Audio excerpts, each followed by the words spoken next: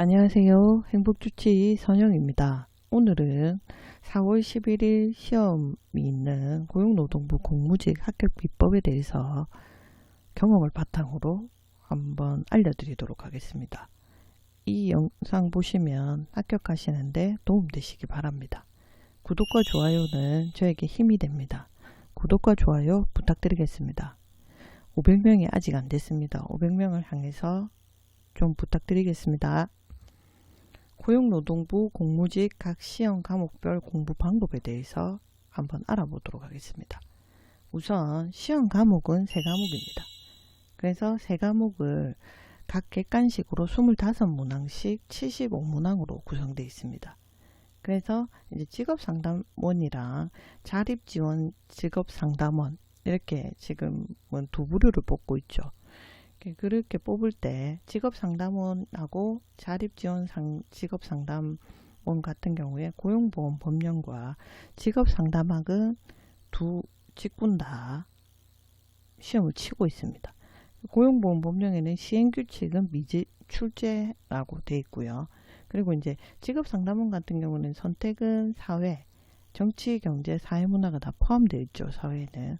또는 국민기초생활보장법령, 시행규칙은 미출제, 이 두 과목 중에 하나를 선택해서 3과목을 치게 되고요.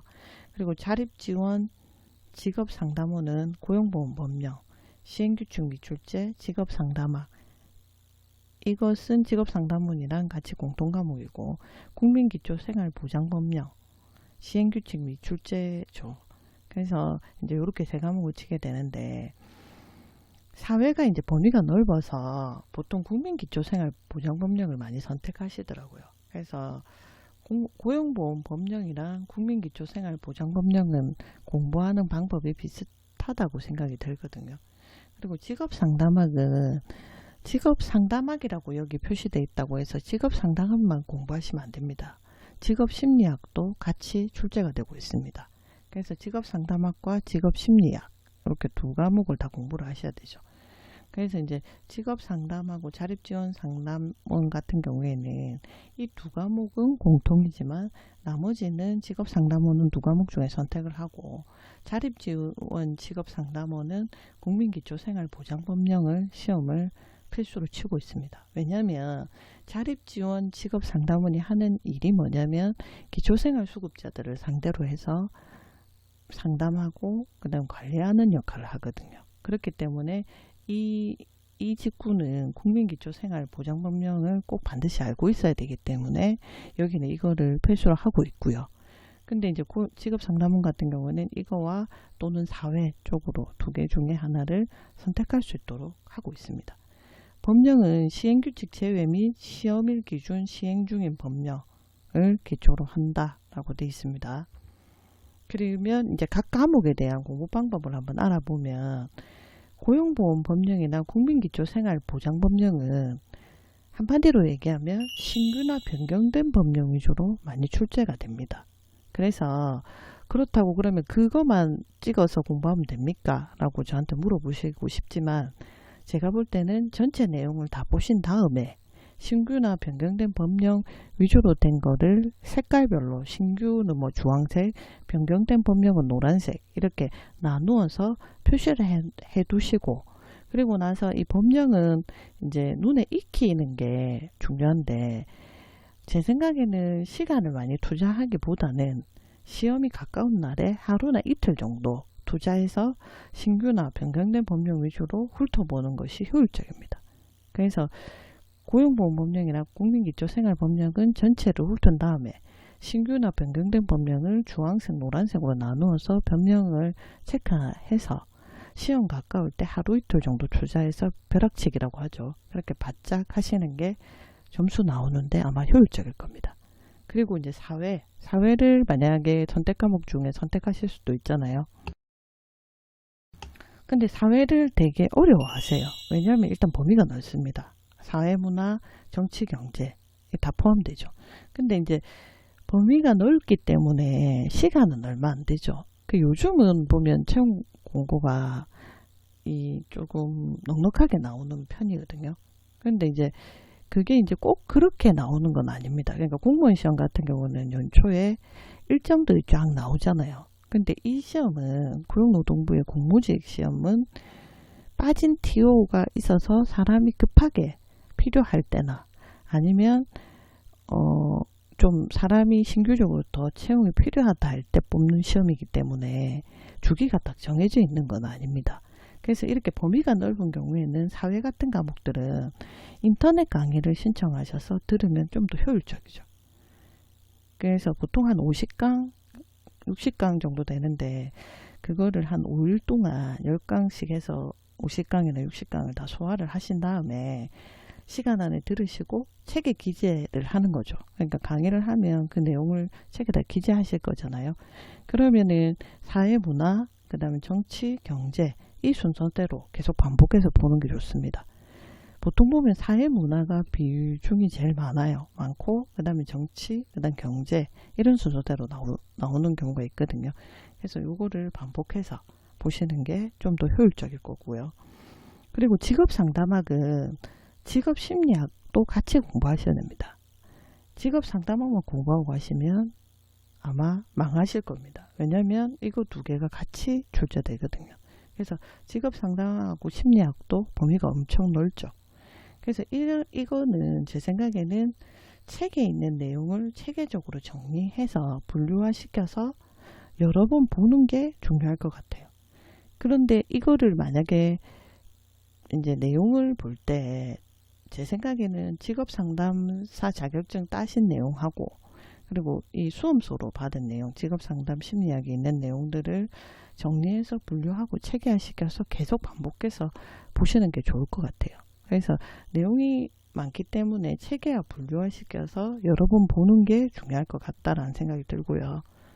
그러면 이제 이 세 과목을 문제를 풀어봐야 되잖아요. 그럼 문제를 풀어보면 내가 정한 수험서가 있을 거예요. 그 수험서 문제는 물론 기본으로 다 푸셔야 되고 그리고 제 생각에는 직업상담사 딸 때 했던 책에 있는 문제들도 한번 풀어보시는 것도 괜찮을 것 같아요. 내가 수험서로 지정한 문제하고 직업상담학에 있는 내용의 문제들 그리고 이제 공무원에 출제된 시험지를 뽑아서 시간제에서 푸는 연습을 하는 거죠. 예를 들면 이런 겁니다. 내가 사회를 쳐요. 그럼 공무원 급수에 상관없이 사회를 다 뽑는 겁니다. 9급, 7급 이런 식으로 시험을 찾아서 기출 문제들을 뽑아서 시간을 재서 풀어보는 거예요. 그래서 똑같이 그러니까 실전에서 내가 시험을 친다고 생각해서 시간을 재서 풀어보면 이 시간을 재서 연습하는 것들이 실전에 굉장히 도움이 많이 됩니다. 그래서 이게 이제 이거 시간을 재서 푸는 연습들을 하시고 이제 푸는 스킬들을 좀 익히셔야 되는 거죠. 그리고 이제 교재는 시대고시 책을 좀 많이 보시더라고요. 근데 꼭 뭐 이 책 안 보셔도 됩니다. 근데 뭐 이 책을 보시고 학교 가시는 분들이 많으셔서 이제 제가 말씀을 드리는 거고 강의는 시대고시 강의를 많이 보셔야 돼요. 이 강의가 많지 않을 거예요. 아마 찾아보시면은. 근데 이제 시대고시 강의를 많이들 보시더라고요. 근데 다시 말씀드리지만 저는 시대고시하고 전혀 상관이 없고 근데 이제 합격자들이 많이 봤던 책들을 기재를 해본다면 이 책과 이 강의를 많이 보신 것 같더라고요. 그래서 이런 것들을 기준으로 해서 공부를 하시면 될 것 같아요. 그리고 이제 서류 작성할 때 그 보통 이제 이 공무직 시험 칠 때 서류 작성해서 먼저 접수를 하고 나중에 이제 시험을 치잖아요. 근데 이제 서류 작성했을 때 많이 궁금해 하시는 질문 사항들을 제가 묶어 가지고 말씀을 드릴게요. 직무 관련해서 이제 그 보통 이제 직무 관련되어 있는 자격증이 있고 정보 처리 분야 자격증이 있잖아요. 그러면은 이제 직무 관련된 게 직업상담사, 사회복지사, 그 다음 직업능력개발훈련교사 이렇게 세 가지 종류가 있잖아요. 여기에 있는 점수하고 정보처리 관련된 분야, 정보처리나 워드나 컴말 이게 두 개가 합산돼서 계산이 됩니다. 중복해서 하나만 된다고 아시는 분들이 있는데 그게 아니고 직무 관련 직업상담사 자격증 2급이 있으면 이 점수하고 내가 정보처리 기사가 있어요. 그러면 이 점수하고 두 개가 합산돼서 계산이 됩니다. 이걸 많이 물어보시더라고요. 근데 합산됩니다. 그 다음에 이제 두 번째는 경험 및 경력 기술서가 어렵다고 하시더라고요. 근데 이제 경험 및 경력 기술서는 인터넷에 가면 형식들이 많아요. 그래서 그거를 참고하셔서 쓰시면 되고, 그 다음에 이제 경험 및 경력이 있는 경우에는 관련된 경력이나 경험을 기술하시면 돼요. 내가 상담 쪽에 했던 경력이 있다. 내가 취업 발전 업무를 했다. 아니면 내가 취업성공 패키지라는 사업을 운영해 본 적이 있다. 이런 것들은 반드시 쓰셔야 되죠.